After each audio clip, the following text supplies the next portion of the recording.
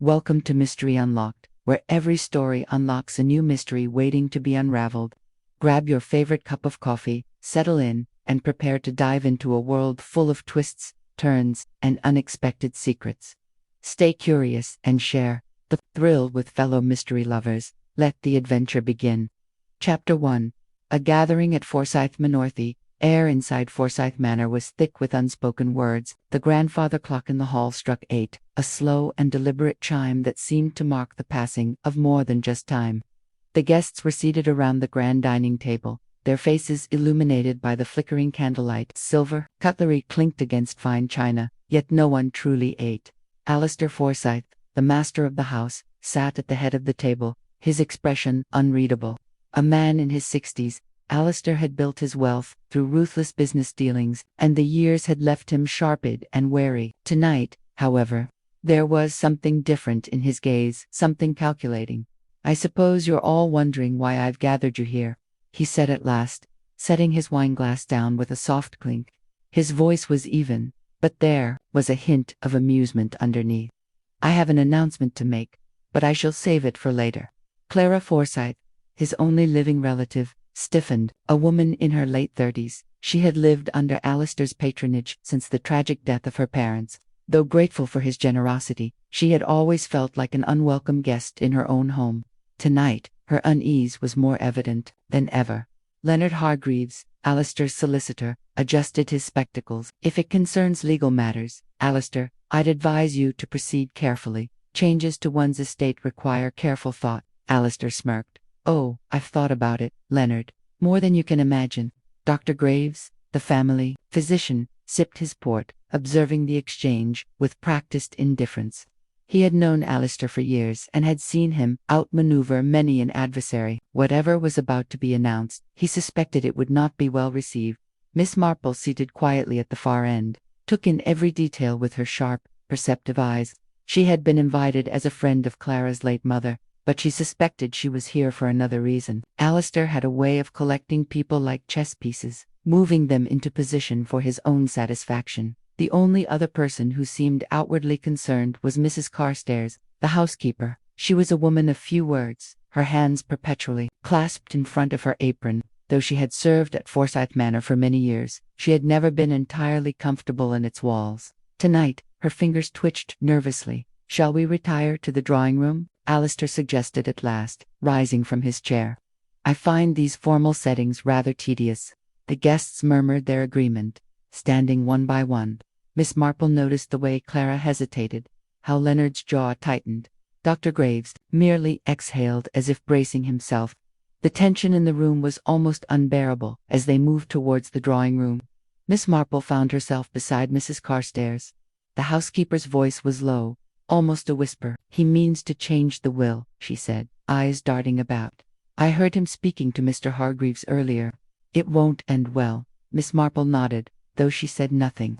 Secrets had a way of revealing themselves, often in the most unfortunate of ways. An hour later, Alistair excused himself. "I must tend to a matter in my study," he announced. "I trust you will all find a way to entertain yourselves." He left without another word, his heavy footsteps echoing down the corridor. A moment later, the sound of the study door locking reverberated through the stillness. "Well," said Leonard, clearing his throat, "that was rather dramatic." Clara, who had remained silent throughout most of the evening, finally spoke. "Did anyone notice how peculiar he was behaving?" Dr. Graves let out a short chuckle. "Alistair has always been peculiar, my dear. It's hardly a new development." Clara shook her head. "No, this was different." She turned to Miss Marple as if seeking confirmation. Miss Marple gave a thoughtful smile. "People do act strangely when they are preparing to make a significant change." Leonard adjusted his cuffs. "If he truly intends to alter his will, there will be consequences. These matters are rarely simple."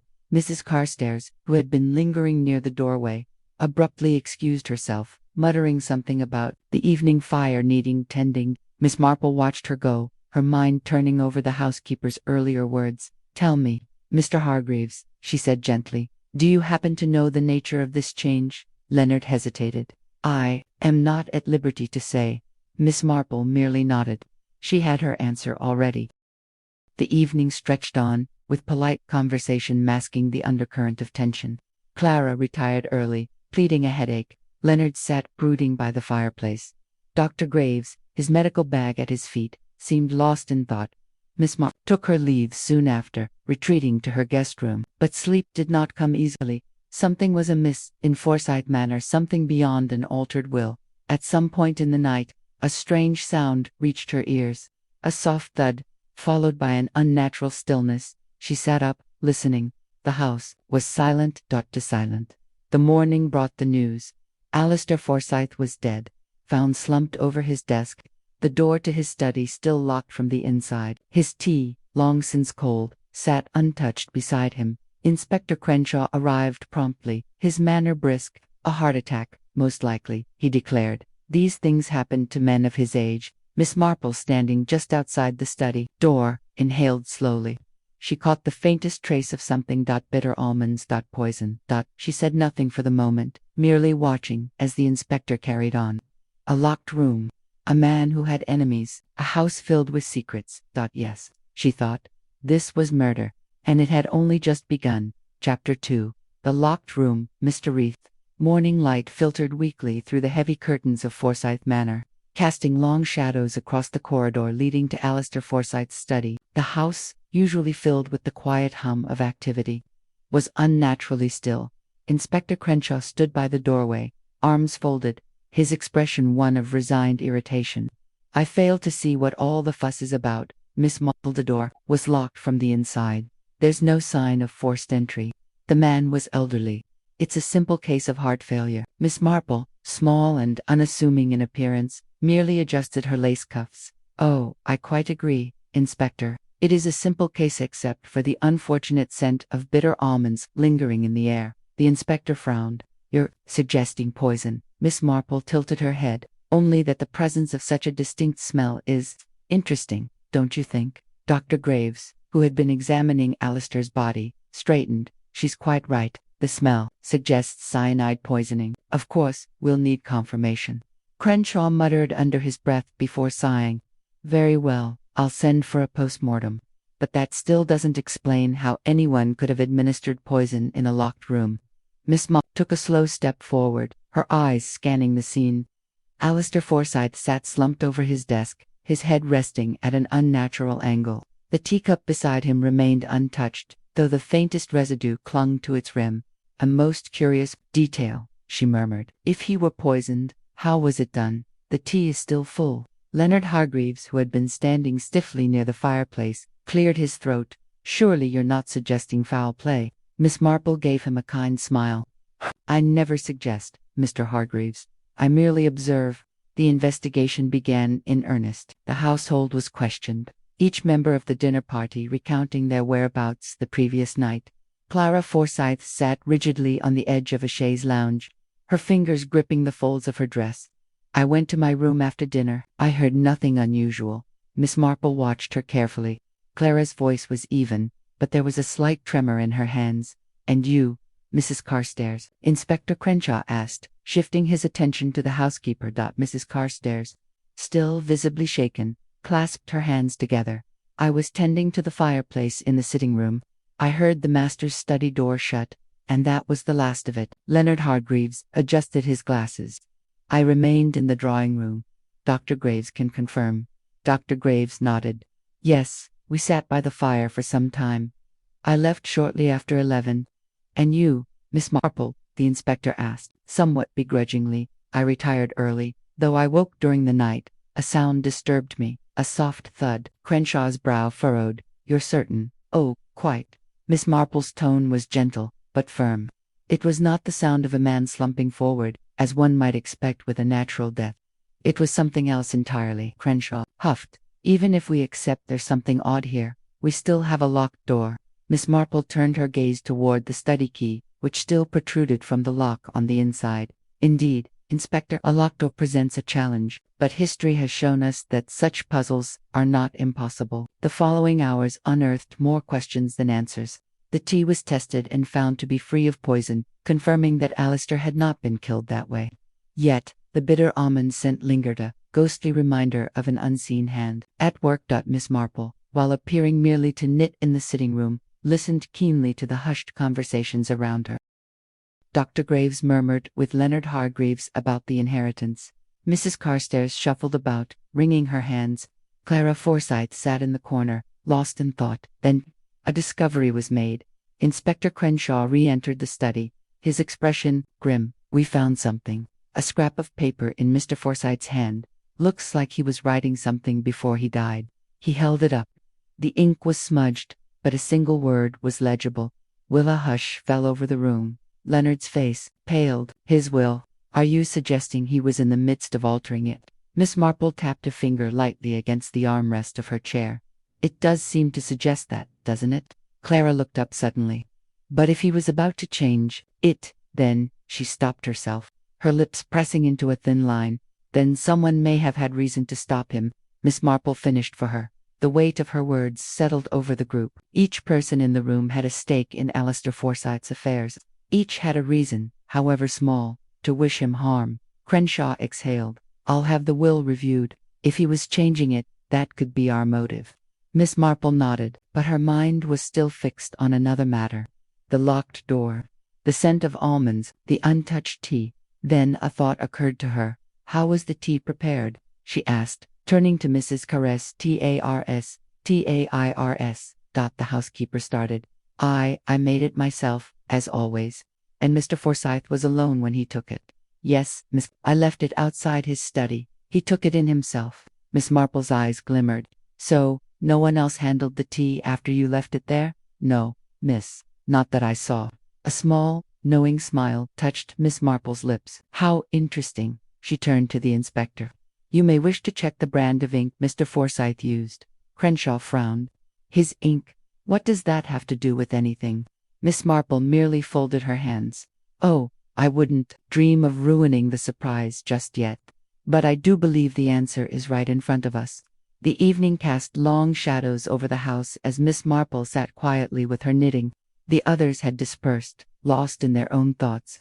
Yet the puzzle pieces were aligning in her mind. A man locked in a room, a poisoned body, an unfinished will. And somewhere among them, a murderer. The answer was, they're just waiting to be uncovered. Before we continue, we'd love to know where you're watching us from. Drop your city and country in the comments. Below. Chapter 3. Secrets. Unveiled. Tension in Forsyth Manor had thickened by morning. The household, still shaken by Alistair's sudden death, had begun to fracture under suspicion. Even the walls seemed to whisper with the weight of hidden truths. Thought Miss Marple, ever the keen observer, had risen early and taken a slow walk around the estate. The damp morning air did little to disturb her thoughts.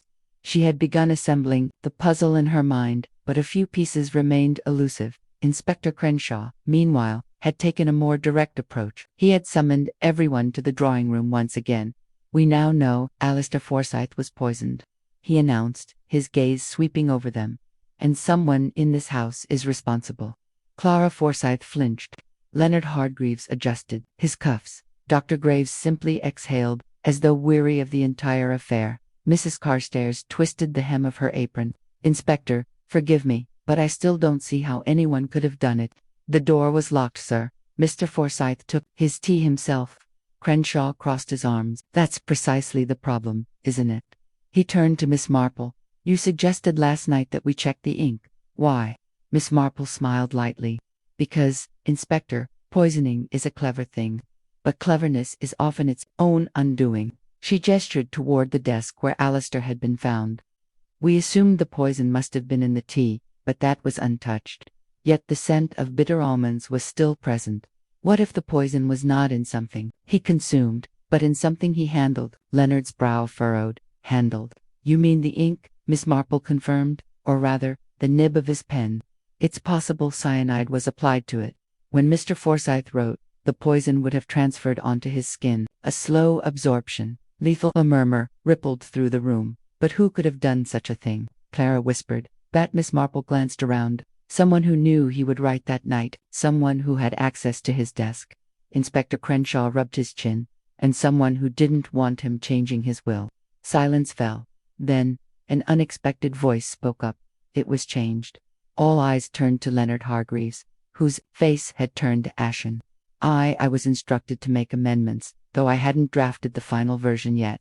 Crenshaw narrowed his eyes. And what were the changes? Leonard swallowed. He intended to leave everything to Clara. A sharp intake of breath came from Clara. But I thought. He never told you, Leonard said gently. Perhaps he meant to that night. Miss Marple's knitting needles clicked softly as she pieced it together. Which means someone else was set to lose everything. Dr. Graves, who had been quiet until now, finally spoke. And that, Inspector, is your motive. Crenshaw's gaze flickered between them. So, someone poisoned the pen, knowing he'd use it to sign away their inheritance. Miss Marple nodded. And that someone is still in this room. A new wave of tension swept through the household. Then, Clara's voice, barely above a whisper, Mrs. Carstairs. The housekeeper jolted, eyes wide. Me, Miss Clara. I'd never. Clara's hands trembled. You were the only one with access to the study all day. You brought him his tea. You cleaned his desk. Mrs. Carstairs's lips quivered. I only ever did what was expected of me. I swear it. Inspector Crenshaw stepped forward. Then, perhaps you'd like to explain why we found traces of cyanide in your cleaning cloths. A gasp. Mrs. Carstairs' face strained of color. I only wiped his desk, as usual. I never meant. Miss Marple's voice was soft but firm. Sometimes, Mrs. Carstairs' accidents reveal more than intentions. A silence stretched as the weight of the truth settled. The murderer had been found. But the question remained. Had it truly been her intention? Chapter 4. A web of least revelation. That Mrs. Carstairs' cleaning cloths contained traces of cyanide had sent a ripple of shock through the manor. She had always been a figure of quiet servitude, moving about her work unnoticed. Now she stood in the drawing room, her face pale, hands trembling. I swear, I never poisoned him. I only cleaned the desk as I always do. Inspector Crenshaw watched her with a measured expression. And yet, the evidence suggests otherwise. You were seen near Mr. Forsyth's study before he died, and now this. Mrs. Carstairs' lips pressed together. Seen by whom? A moment of hesitation. Then Clara Forsyth spoke. By me. I couldn't sleep. I went for a walk and saw you standing by his door, listening. A hush fell over the room. Mrs. Carstairs let out a slow, unsteady breath. Yes, I did stand there, but only because I heard him talking to someone. Inspector Crenshaw's brow furrowed. Talking to whom? I don't know, she admitted. It sounded tense, as if he were arguing. Miss Marple, who had been silently observing, finally spoke. And you didn't recognize the voice? Mrs. Carstairs shook her head. No, but I heard the study door shut soon after. I hurried away. I didn't want to be seen. Leonard Hargreaves adjusted his spectacles. You should have said something earlier. Mrs. Carstairs' voice quivered. I was afraid. Who would believe a housekeeper? Miss Marple gave her a kind smile. But now that we know Mr. Forsyth was speaking to someone, we have a new line of inquiry. Dr. Graves, who had been silent until now, cleared his throat. Forgive me, but if Mr. Forsyth was poisoned via the pen, then how does this new information fit? If he was arguing with someone, that suggests an alternative method of murder. Miss Marple nodded. Indeed, it does. Which means either the poison was not the original plan, or something unexpected happened that night. Crenshaw narrowed his eyes. If someone else was in that room, then perhaps Mrs. Carstairs is telling the truth about not poisoning him. Clara shivered. But that would mean the real killer is still among us. A murmur ran through the room. Leonard Hargreaves glanced toward the inspector. Perhaps we should reconsider the will. If Mr. Forsyth was changing it to favor Clara, someone had ample reason to silence him before he could sign it. Miss Marple nodded. Yes, but you see, there's a flaw in that reasoning. Crenshaw tilted his head. Oh, she smiled faintly. If the killer acted solely to prevent the new will from being signed, then they failed. The old will still stands. Why go through such a risky murder when they could have simply destroyed the new draft? Leonard frowned. Then what other reason could there be? Miss Marple's eyes twinkled. Perhaps Mr. Forsyth had already discovered something dangerous. A slow silence settled over the room. Inspector Crenshaw's expression darkened. You think he knew who meant him harm? Miss Marple gave a small nod. And I believe he tried to leave us a clue.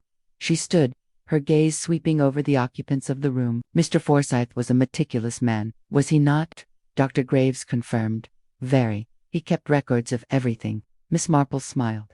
Then I believe we must examine his personal notes. Crenshaw nodded. We'll check his study again. Miss Marple turned to Clara. Miss Forsyth, As his niece, you would know where did he keep his most private documents. Clara hesitated, then whispered, in the hidden drawer of his desk. The room tensed. Crenshaw straightened. Then we shall see if the dead can still speak. The party moved as one toward the study. Then one secret buried in Forsyth Manor. Chapter 6. The poisoner among you. Clara Forsyth stirred weakly. Her breaths shallow but steady. Dr. Graves remained at her side, monitoring her pulse while the rest of the household stood in tense silence. Miss Marple, ever watchful, observed each face carefully. Someone had attempted to silence Clara. This was no coincidence. Inspector Crenshaw ran a hand through his hair in frustration. This has gone too far. First Forsyth, now Miss Forsyth, now Miss Forsyth. Someone is desperate to keep their secrets hidden. Miss Marple gave a small nod. Indeed, Inspector, but desperation makes one careless. We now have more clues than before.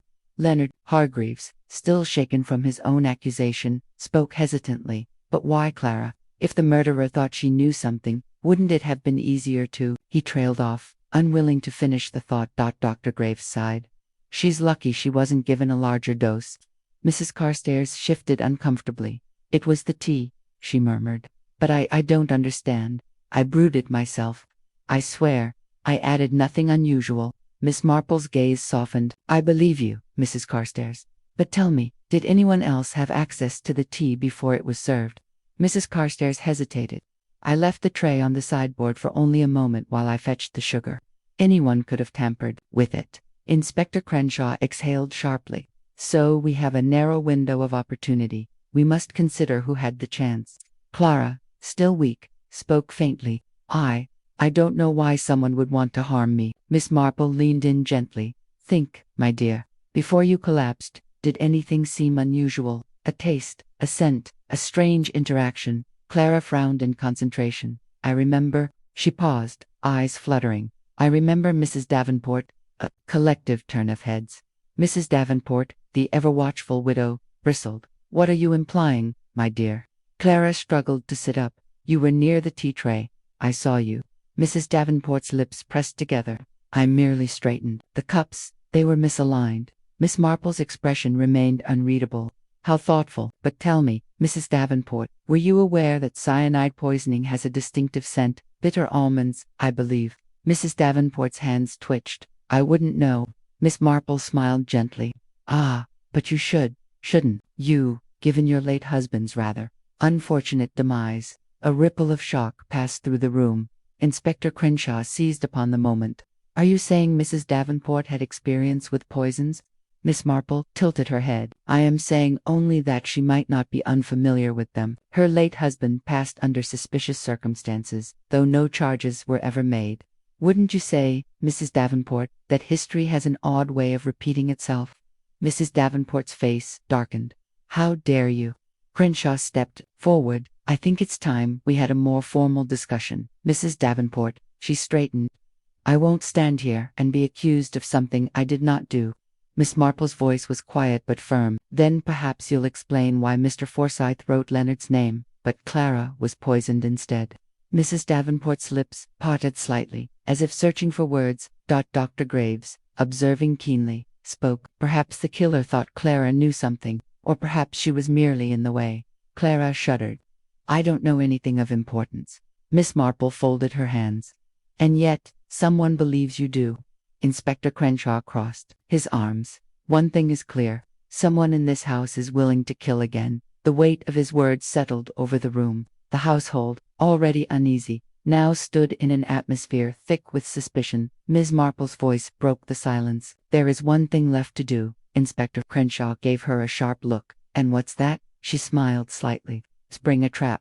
Mrs. Carstairs gasped. You mean to lure the murderer out? Miss Marple nodded. Yes, dear. And, if I'm correct, they will reveal themselves soon enough. Crenshaw considered her words. You have a plan. She gave a slow, knowing smile.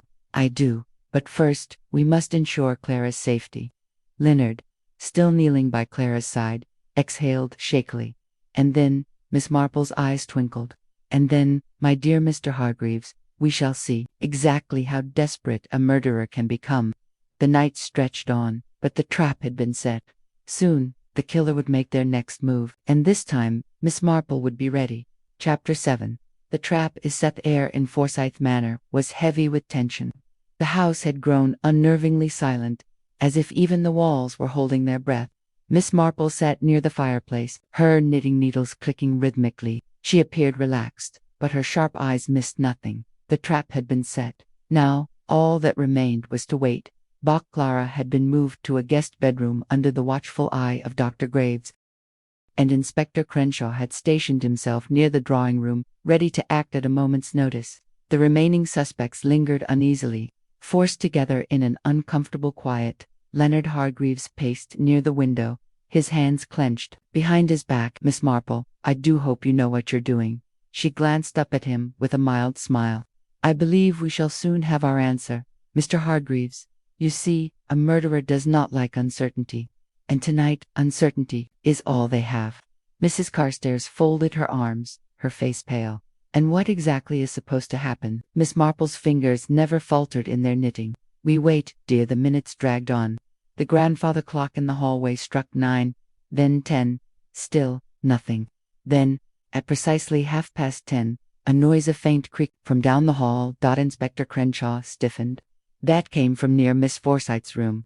Without hesitation, he moved, Miss Marple close behind. As they turned the corner, a shadow flitted past the dim candlelight. Someone was outside Clara's door. Stop, Crenshaw bellowed. The figure froze for a brief second before bolting. A rush of footsteps echoed down the hall. Miss Marple turned, her voice calm but firm. Dr. Graves, stay with Clara. The rest of you, come with us. The chase was brief. The figure, a man, stumbled in his haste and crashed into a side table. The flickering candlelight illuminated his face. Leonard Hargreaves. A stunned silence filled the hall as he struggled to his feet, his eyes darting around wildly. I wasn't. Crenshaw grabbed his arm. What exactly were you doing outside Clara's room? Leonard swallowed hard. I swear, I wasn't trying to harm her. I only wanted to speak to her. Miss Marple regarded him thoughtfully. In the dead of night, Mr. Hargreaves. Leonard's breathing was uneven. Mrs. Davenport stepped forward, her voice laced with suspicion. You were trying to finish what you started, weren't you? Leonard spun toward her. That's absurd. I would never harm Clara. Miss Marple's voice remained gentle. Then perhaps you'd care to explain what you were doing. He hesitated, his eyes flicking toward Clara's door. I overheard something earlier, something that made me realize she may be in greater danger than we thought. Crenshaw tightened his grip. Explain. Leonard exhaled shakily. I heard someone outside the study earlier this evening. They were speaking in hushed tones. I caught only fragments of their words, but one thing was clear: they were worried. Clara had remembered something. Miss Marple's expression did not change. And you thought to warn her? Yes, but I was afraid. What if I was being watched? I thought if I spoke to her privately, she might recall what it was that had made her a target. Mrs. Carstairs scoffed, a convenient excuse. Miss Marple's knitting had resumed, her hands working methodically. Perhaps. But tell me, Mr. Hargreaves, did you recognize the voice you overheard? Leonard hesitated. I know. It was muffled. Crenshaw released him with a warning look. I'll be keeping an eye on you. Miss Marple gave a small nod. For now, we must ensure Clara remains safe. Tomorrow, the truth shall come to light. But as they all retired for the night, a single thought lingered in Miss Marple's mind. If Leonard had overheard that conversation, then someone else in the house had spoken those dangerous words, and that meant the murderer was closer than ever before. Chapter 8. A fateful revelation. Morning arrived with an eerie stillness. Over Forsyth Manor, the heavy rain that had begun in the early hours had left the grounds slick with mud, and the overcast sky lent the house a shadowy gloom. Miss Marple, ever an early riser, sat quietly at the breakfast table, her hands wrapped around a cup of tea. The night had yielded more questions than answers, and she intended to find clarity before the day was through. Inspector Crenshaw entered the dining room with a grim expression. Hargreaves has been restless all night, he muttered. I've stationed an officer outside Clara's door just in case. But something tells me the real murderer is still playing a careful game. Miss Marple nodded. Yes, Inspector, and we must ensure that the game reaches its end before another life is taken. A shrill gasp interrupted them. Mrs. Carstairs stood in the doorway, her face pale as parchment. The study, she exclaimed. Something terrible. Miss Marple and Crenshaw hurried down the corridor, their steps quick and purposeful. As they entered the study, they found Mrs. Davenport standing in the center of the room, wringing her hands. "Good heavens," she whispered, pointing toward the desk. On the desk lay a crumpled piece of parchment, its edges damp from the storm's timidity. Miss Marple stepped forward, her keen eyes scanning the hastily scrawled words. "I know the truth. Meet me by the garden at midnight. No more lies." Crenshaw exhaled sharply. "Whose handwriting is this?" Mrs. Carstairs shook her head. I don't know, but it wasn't there last night." Miss Marple pursed her lips. "Inspector, I believe someone in this house received this note, and if we determine who it was meant for, we may very well uncover our murderer." Leonard entered the study, his brow furrowed. "What's going on?" Crenshaw handed him the note. "Did you write this?" Leonard read it and blanched. "No, I swear I've never seen this before."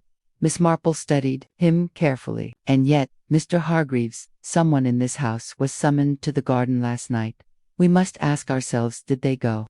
A sharp knock on the door interrupted them. Dr. Graves entered, his usually composed expression tinged with unease. "I regret to inform you that something is missing from my medical bag." Miss Marple tilted her head. "What exactly?" Dr. Graves hesitated. "A vial of morphine." A hush fell over the room.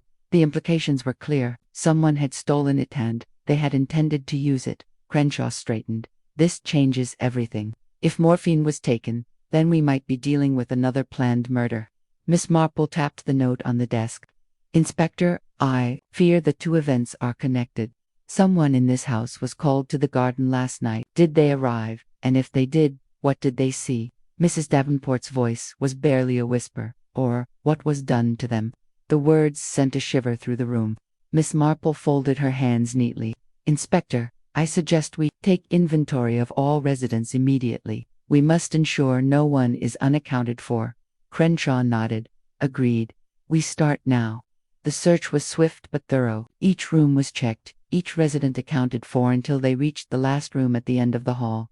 Miss Marple placed a gentle hand on the doorknob. "Inspector." Crenshaw stepped forward, nodded, and pushed the door open. Inside, a figure lay slumped over the writing desk, unmoving. The room smelled faintly of something medicinal. Miss Marple took one look and sighed deeply. It was Mrs. Davenport. The widow's normally composed face was slack, her body still. The empty vial of morphine sat beside her limp hand. A hastily scribbled note was on the desk. Crenshaw picked it up and read aloud. "I cannot live with the guilt. Forgive me." A silence settled over them. Mrs. Carstairs clutched her throat. She killed herself. Miss Marple, however, was frowning. She stepped closer, her gaze falling on Mrs. Davenport's hands. Slowly, she reached out and turned one palm upward. A smudge of ink. "Inspector," she said quietly, "I do not believe this is what it appears to be." Crenshaw stiffened. "You're saying Miss Marple met his gaze? Mrs. Davenport did not take her own life. This, my dear Inspector, was murder." A collective gasp filled the room, and with that, the mystery deepened further. Chapter 9. A Murderer Among USA. Thick, uneasy silence hung over the house in the wake of Mrs. Davenport's death. The shock of it had left everyone shaken, but none more than Miss Marple, who sat in the drawing room, her knitting needles unmoving for the first time since her arrival at Forsyth Manor. Inspector Crenshaw had cleared the room where Mrs. Davenport had been found, and the others had been sent to the parlor under strict orders not to leave. He returned now, rubbing his temples in frustration. "I've examined the scene again," he muttered. "It was staged to look like a suicide, that much is certain. The note found near her was hastily written, but the ink smudge on her palm suggests she was forced to write it under duress." Miss Marple nodded. "Quite right, Inspector. But that leaves us with a more troubling thought. Someone among us is growing desperate." Mrs. Carstairs, who had been quietly dabbing at her eyes with a handkerchief, let out a shuddering breath. "But why Mrs. Davenport? What did she know?" Miss Marple's expression was thoughtful. Perhaps she had begun to suspect the truth, or perhaps she was lured into a trap, just as our killer intended. Leonard Hargreaves, pale and anxious, clenched his fists.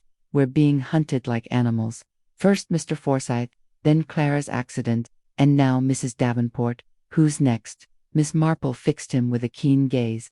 "An interesting choice of words, Mr. Hargreaves. One might almost believe you knew more than you let on. Leonard's mouth fell open in outrage. You think I had something to do with this? Crenshaw narrowed his eyes.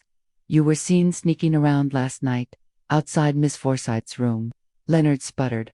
I explained myself already. I was trying to warn her. And now, with Mrs. Davenport dead, you must see that I was right. Miss Marple's gaze didn't waver. Tell me, Mr. Hargreaves, did you hear anything last night? Any voices? Any movement? Leonard hesitated, then exhaled. I did hear something. Actually, just before I reached Clara's door, I heard careful ones moving away down the hall, but I couldn't see who it was. Miss Marple considered this. Someone who knows how to move quietly, and who has something to hide. Dr. Graves cleared his throat. Forgive me, but we are missing something crucial. The vial of morphine. I must ask, Inspector, was it found in Mrs. Davenport's room? Crenshaw sighed. Yes, empty, and the teacup beside her had traces of the drug. Someone dosed her drink. Miss Marple's eyes twinkled with sharp interest. Inspector, do you recall if Mrs. Davenport took her tea with sugar? Crenshaw frowned. She didn't. Always said it was bad for her teeth. A small smile touched Miss Marple's lips. Then I believe we have our proof. Mrs. Carstairs leaned forward, confused. What do you mean? Miss Marple folded her hands. Whoever prepared Mrs. Davenport's tea dosed it with morphine, but they stirred in sugar to disguise the bitterness of the drug. That suggests the killer was unaware of Mrs. Davenport's preference. Dr. Graves nodded slowly. So it wasn't someone who knew her well. Miss Marple turned to Crenshaw. Inspector, I believe we must examine the household records. I have a growing suspicion that the answer lies in the past. Crenshaw exhaled. I'll check the archives. In the meantime, no one is to leave this house. As the group dispersed, Miss Marple remained seated, deep in thought. She had pieced together much of the puzzle, but one crucial piece was still missing. Who among them had the most to lose? Chapter 10. Unraveling the past. Weight of suspicion had settled heavily over Forsyth Manor. No one dared to wander the halls alone, not after Mrs. Davenport's death. Fear had begun to replace grief, and Miss Marple knew that time was running out before the murderer struck again. Inspector Crenshaw had retreated to his temporary office in the library, poring over household records. When Miss Marple entered, he looked up, rubbing his tired eyes. I've found something, he said. It seems that Mr. Forsyth had a number of old business dealings, many of them less than ethical. Miss Marple settled into a chair. And do these dealings involve anyone in the house? Crenshaw nodded grimly. There's an old case. A former business partner of Forsyth's, a man named Richard Whitmore. He was ruined by Forsyth's dealings and died penniless. Miss Marple's eyes sharpened. And does Whitmore have any surviving family? Crenshaw flipped through the pages. A daughter. But the records don't say what became of her. Miss Marple drummed her fingers on the table. Then, I believe, we may be closer to the truth than we thought. At that moment, Leonard Hargreaves burst into the library, his face pale. Clara's gone. Crenshaw shot up. What do you mean, gone? Leonard's hands were shaking. She's not in her room. I went to check on her, and the door was open. There's no sign of her anywhere. Miss Marple rose swiftly. We must search the grounds immediately. If someone has taken her, then she may be in grave danger. The search was frantic. The household staff, along with Crenshaw's officers, combed the estate, calling Clara's name. The wind howled through the trees, rustling the branches as if whispering secrets of its own. It was Miss Marple who found the first clue. Near the garden gate, a single slipper lay abandoned in the mud. She picked it up carefully, her expression unreadable. She was taken by force, she murmured, or lured. Crenshaw clenched his jaw. If the murderer has her, we may be running out of time. A distant cry rang out, sharp and desperate. Miss Marple turned sharply. That came from the old boathouse. They ran toward the structure by the water's edge. The wooden door was slightly ajar, swinging in the wind. Inside, Clara sat tied to a chair, her eyes wide with terror. Standing over her, holding a knife, was Mrs. Carstairs. For a long moment, no one moved. Then Crenshaw took a cautious step forward. Mrs. Carstairs put down the knife, but the woman's face was twisted in fury. You don't understand, she hissed. None of you understand. Miss Marple's voice was calm. Then, help us to. Mrs. Carstairs let out a bitter laugh. You want the truth? Very well. My real name is Lillian Whitmore. Richard Whitmore was my father. Forsyth destroyed him, ruined our family, left him to rot while he lived in luxury. Crenshaw stiffened. So you sought revenge. Mrs. Carstairs' grip on the knife tightened, and I would have gotten away with it. Forsyth was only the beginning. Then that wretched woman, Mrs. Davenport, began, snooping. She had to be silenced. But Clara had nothing to do with it. I only needed time to escape. Miss Marple took a slow step forward. Mrs. Carstairs, Lillian, your father suffered greatly, and I do not doubt that your pain was real. But taking more lives will not bring him back. For the first time, Mrs. Carstairs hesitated. The rage in her eyes flickered, replaced by something like exhaustion. And that was the moment Crenshaw seized. In a swift motion, he lunged forward, knocking the knife from her grasp. His officers moved in, securing her arms as she let out a broken sob. Miss Marple exhaled, relief washing over her. It is over. Clara, still shaking, looked up at her with wide eyes. But how did you know? Miss Marple smiled gently. It was the tea, my dear. Mrs. Davenport's sugar. Lillian didn't know. She never took it. And then, of course, there was the missing past. A woman with too few roots for someone who claimed to have lived here all her life. Crenshaw sighed, shaking his head. A clever but not clever enough. Miss Marple nodded. Indeed, a house full of secrets, but at last, the truth has been unlocked. Chapter 11. The final confessions. Heavy silence that followed Mrs. Carstairs' arrest was almost suffocating. Clara Forsyth sat in a chair by the fireplace in the drawing room, a blanket draped around her shoulders, trembling. Inspector Crenshaw stood by the window, staring out into the misty night, while Miss Marple quietly poured herself a cup of tea. I still can't believe it, Clara murmured. Mrs. Carstairs, or should I say, Lillian Whitmore. She's been like a mother to me. Miss Marple stirred her tea gently. Grief and hatred can twist a person's soul, my dear. Her father suffered greatly at your uncle's hands, and she allowed that suffering to define her entire life. Crenshaw turned, arms crossed. We have her confession. She killed Forsyth for revenge. Then, when Mrs. Davenport became suspicious, she silenced her too. But there's still one thing that troubles me. Miss Marple raised an eyebrow.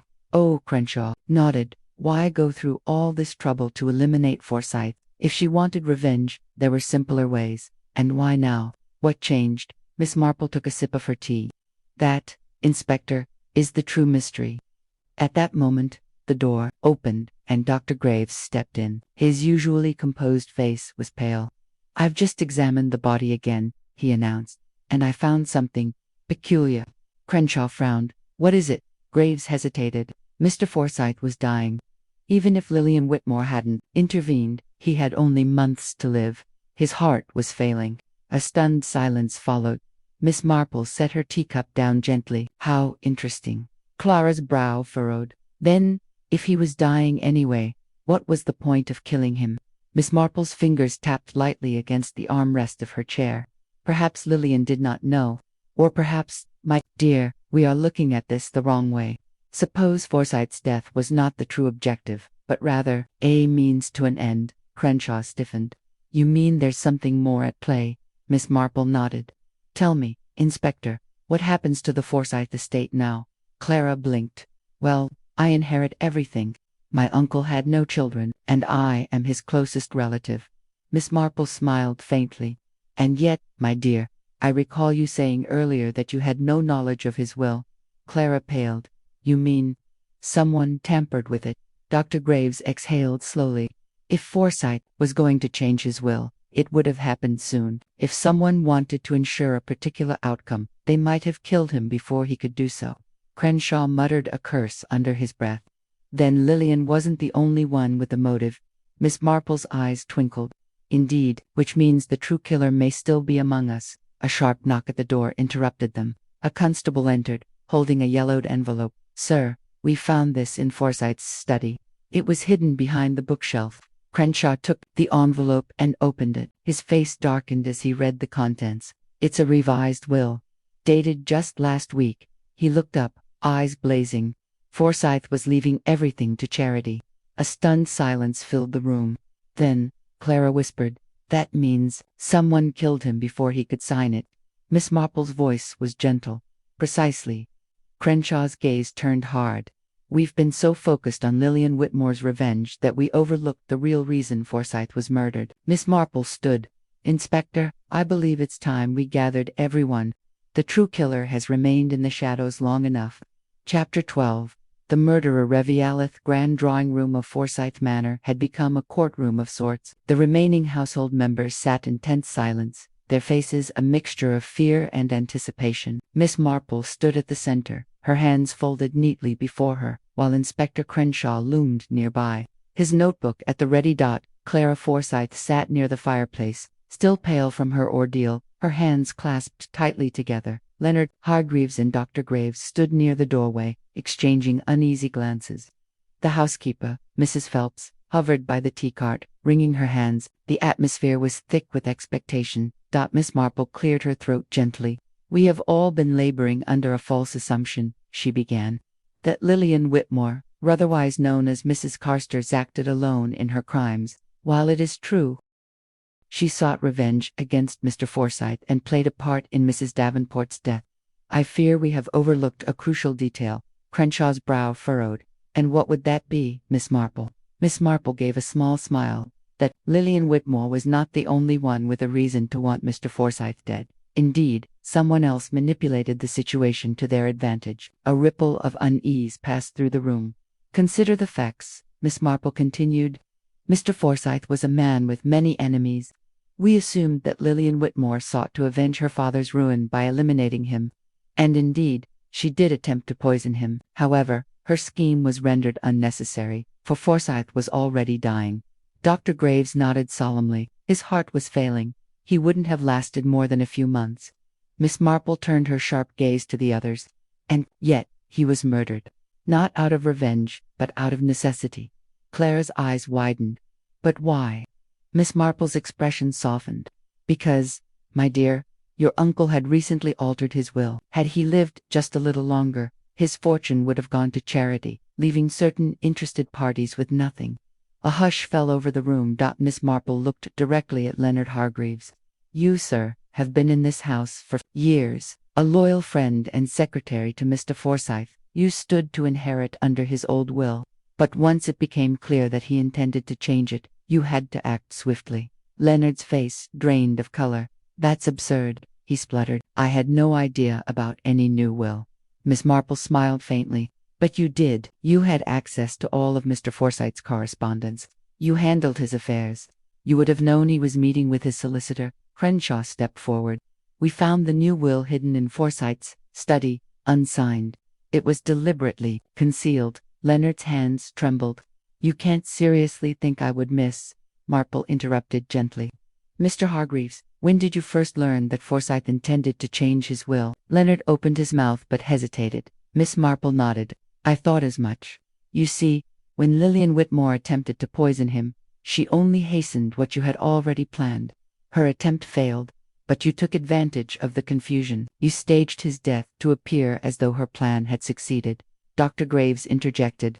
That would explain the inconsistencies in the cause of death. Miss Marple continued. And Mrs. Davenport, she was not killed because she suspected Lillian, but because she suspected you. Leonard's mouth tightened. You have no proof, Miss Marple sighed. You see, Mr. Hargreaves, the problem with deceit is that one must be exceedingly careful about details. You claim to have been in the library at the time of Forsyth's death, yet the clock in the hallway had stopped that night. Your alibi was based on a timepiece that did not work. A flicker of realization crossed Leonard's face. Then, his shoulders slumped. It was all going to be mine, he whispered. Everything. And then he decided to throw it away on charity. I gave him years of my life. Crenshaw stepped forward. Leonard Hargreaves, you are under arrest for the murder of Richard Forsyth and Mrs. Davenport. Leonard didn't resist as the constables led him away. Clara let out a shuddering breath. It's finally over. Miss Marple patted her hand. Yes, my dear, the house has given up its ghosts. Crenshaw turned to Miss Marple, shaking his head in amazement. You never cease to surprise me, Miss Marple, she chuckled softly. Oh, Inspector, one only needs to observe. The truth is always there, waiting to be unlocked. As the storm outside began to clear, Forsyth Manor, at last, found its peace. Thank you for tuning in to Mystery Unlocked. If you enjoyed the intrigue, suspense, and the thrill of the chase, Don't forget to subscribe and hit the bell icon. Stay updated on more captivating detective adventures that will keep you at the edge of your seat. Your support makes it possible to continue bringing these stories to life. Keep the mysteries alive until next time.